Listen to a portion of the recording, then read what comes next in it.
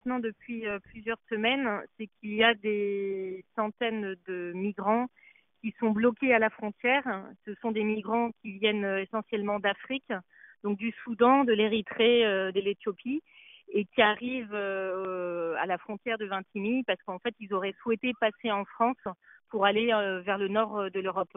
Mais étant donné que actuellement les frontières françaises à cet endroit sont fermées, ils ne peuvent pas passer. Donc ils se retrouvent à errer un petit peu dans les rues de Vintimille. Et comme il n'y avait plus de centre d'accueil qui avait été mis en place il y a encore une année par les pouvoirs publics italiens, eh bien l'Église italienne, avec à sa tête Monseigneur Suetta, a décidé en fait d'accueillir ces personnes en ouvrant une église, donc l'église Sant'Antonio à Vintimille, de façon à offrir un asile pendant quelques jours à ces personnes pour qu'elles puissent se reposer voilà, pendant quelques temps. Donc aujourd'hui, au démarrage, il y avait entre 200 et 300 personnes dans ce campement, dans l'église. Et aujourd'hui, on est à plus de 1000 personnes qui sont accueillies dans l'église et aux alentours. Donc hommes en grande majorité, mais également des femmes avec des enfants et aussi des femmes enceintes, puisqu'il y a eu plusieurs naissances depuis le démarrage. Aucune autre structure sociale et sanitaire officielle n'était faite pour accueillir en fait ces personnes en situation de migration, puisque les pouvoirs publics italiens, il y a encore un ou deux mois, pensaient que le problème était à peu près résolu et donc avaient stoppé l'accueil dans le centre d'accueil qui leur avait été dédié. Donc là, à fin mai, il n'y avait plus du tout de structure prête à accueillir ces personnes. Et donc évidemment, dans la rue, etc., il n'y a rien qui est fait pour ça, ni aucune structure sanitaire, ni rien.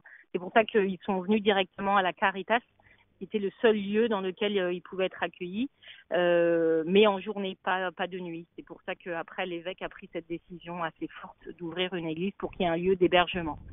Alors aujourd'hui, très clairement, la France, en tout cas, quand elle dit ça, est en contradiction dans ses actes, puisque la frontière au niveau de l'Italie est fermée. Nous, on leur demande d'assurer d'abord la protection de la dignité des personnes humaines avant de protéger ses propres frontières.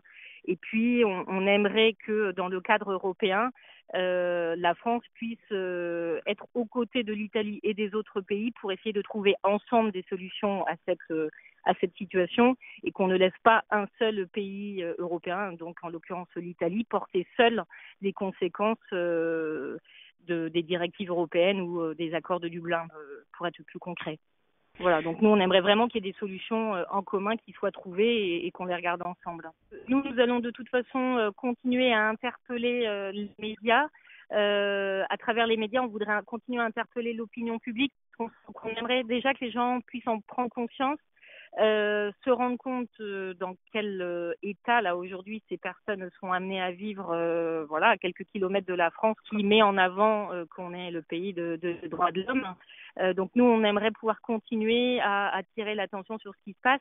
Et puis comme on a déjà l'exemple de Calais chez nous, on aimerait aussi attirer l'attention en disant il faut aussi savoir ce qu'on veut. Nous, on sait qu'on a déjà Calais en France. On n'a pas non plus envie qu'un pays ami juste à côté se retrouve dans une situation aussi compliquée que la nôtre. Voilà, donc on veut continuer à attirer l'attention là-dessus. Aujourd'hui, le plus efficace, c'est le don d'argent. Pour nous aider, vous pouvez joindre le Secours catholique des Alpes-Maritimes à Nice au 04 93 16 74 00 et nous écrire au 14 avenue Durante 06 000 Nice.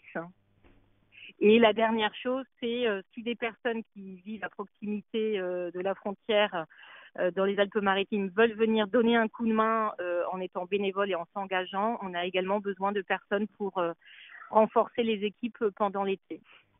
Donc la prochaine étape, ce sera le mercredi 13 juillet où les trois évêques, Monseigneur Suetta, évêque de Vintimille-San Remo, Monseigneur Barsi, évêque de Monaco, et Monseigneur Marceau, évêque du diocèse de Nice, vont se rendre tous les trois au campement dans l'église de Sant'Antonio pour se rendre compte de la situation, aller à la rencontre des migrants qui sont accueillis là.